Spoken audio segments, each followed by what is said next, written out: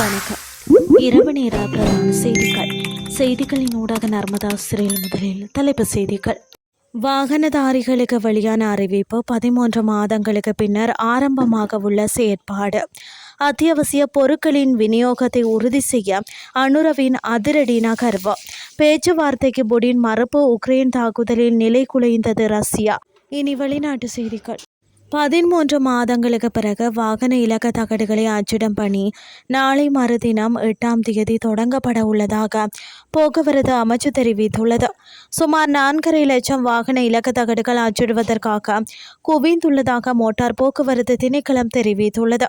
22 ஆண்டுகளாக வாகன இலக்க தகடுகளை அச்சிட்டு வந்த நிறுவனத்தின் ஒப்பந்த காலம் கடந்த ஆண்டு ஏப்ரல் 30ஆம் தேதியுடன் முடிவடைந்ததை தொடர்ந்து இலக்க தகடுகளை அச்சிடுவதற்கான ஒரு நிறுவனத்தை தேர்ந்தெடுப்பதற்காக போக்குவரத்து அமைச்சு கொள்முதல் செயல்முறையை தொடங்கியுள்ளது.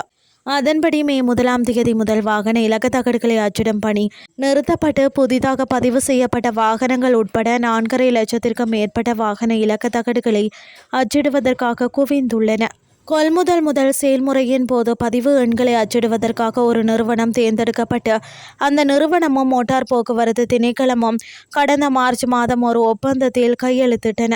இந்த நிறுவனத்தின் மோட்டார் போக்குவரத்து திணைக்களத்தின் வெரகெரா அலுவலகத்தில் இயந்திரங்களை நிறுவி அச்சிடும் பணிகளை தொடங்க திட்டமிட்டுள்ளது.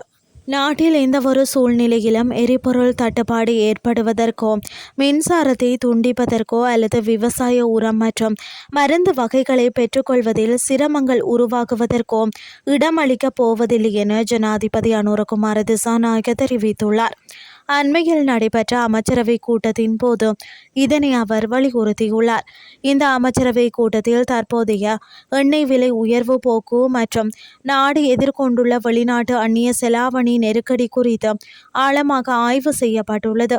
இது தொடர்பில் மேலும் தெரிவித்த ஜனாதிபதி, கடந்த ஏப்ரல் மாதமாகும் போதும் நாட்டின் இறக்குமதி செலவு 2 பில்லியன் அமெரிக்க டாலர்களை கடந்துள்ளதாக தெரிவித்துள்ளார்.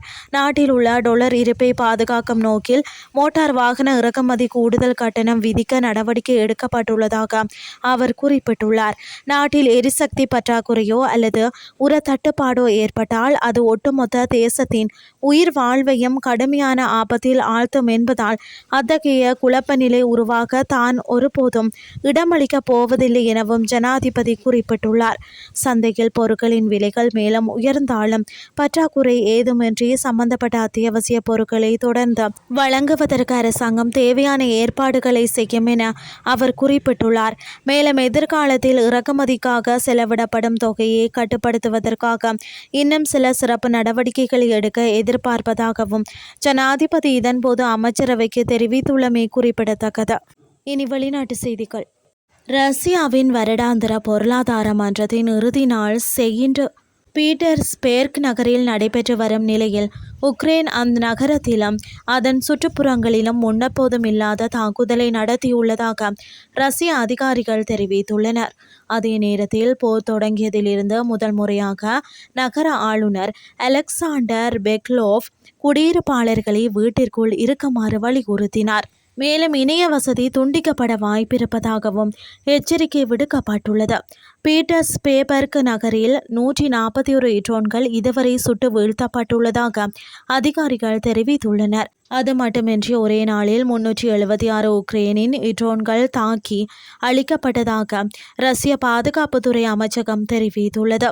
போரை முடிவுக்கு கொண்டு வருவது குறித்து நேரடி பேச்சுவார்த்தை நடத்த அழைப்பு விடுத்திருந்த வோலோடிமிர் ஜெலன்ஸ்கியை சந்திப்பதில் எந்த பயனும் இல்லை என்று விளாடிமிர் புடின் மன்றத்தில் கூறிய ஒரு நாள் கழித்து இந்த தாக்குதல் நிகழ்ந்துள்ளது.